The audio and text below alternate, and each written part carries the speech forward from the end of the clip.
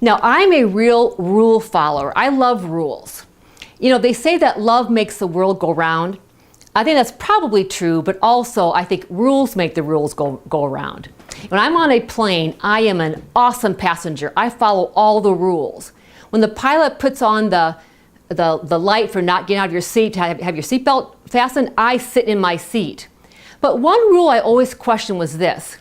When the flight attendants would say, in case of loss of cabin pressure, when the air mask drops from the ceiling, be sure and put your own on before helping others.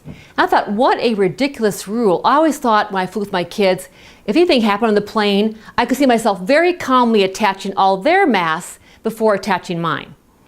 Until July of 2009, I had attended the National Speakers Association conference in Phoenix, Arizona, and I was flying back home, Phoenix, Minneapolis, Minneapolis, Sioux Falls.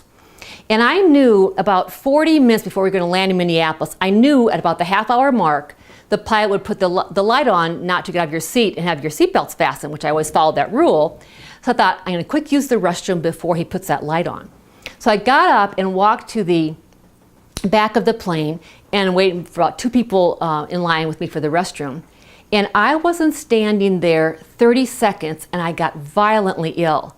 I'm talking hot sweats, hot flashes, sick to my stomach, nausea, and I knew that I was going to faint at any second. So I looked behind me and there's an empty seat on the end of the row, about 3 rows back. So I went and I collapsed into that seat and put my head on my knees, and I was so ill. And really, there is nothing worse than being sick on an airplane because you feel so trapped. About a minute later, the gal came out of the restroom whose seat I was sitting in, and she took one look at me and ran and got 3 flight attendants. And they were asking me, ma'am, are you sick? Are you having a heart attack? And at that point, I wish I listened better to the American Heart Association's public service announcement where they gave the symptoms for a heart attack, because I didn't know if I was having one or not. But I wasn't coherent enough to talk anyway, so I couldn't tell them. And one left and came back and literally dropped an oxygen tank in my lap, slapped the mask on me and said, breathe, breathe. And they were able to stabilize me. They were able to stabilize me until they landed the plane in Minneapolis. You know, really what the airplane is teaching us is this simple lesson. Serve yourself first. Serve yourself first. And really that sounds so selfish, doesn't it? But if we are not eating well, if we are not sleeping well, if we are not exercising, how can we do all we need to do for others? I don't even think it's possible. And if we are not physically in shape, how can we be mentally in shape to grow our business and lead an extraordinary life? I don't know how it's possible. And so I want you to think to yourself right now, what is one thing I can do for myself in the next 3 days? Just for myself. Take your pen and write down one thing you can do for yourself in the next 3 days.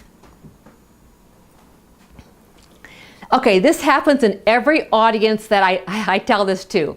I don't care if it's a small group or a large group like this, but only about 3 people ever write anything down. The rest are sitting there trying to think of something because we're not used to thinking of things to do for ourselves. So because of that, I put together a 31-day calendar of ideas for you to do for yourself. Things like forgive yourself, perhaps buy yourself flowers, have a nap in the middle of the day, okay? But write down one thing you're going to do for yourself. And then watch your life and business absolutely amaze you as you take better care of yourself. When you have the attitude of serving yourself first, you're better for everybody else in your life, professionally or personally.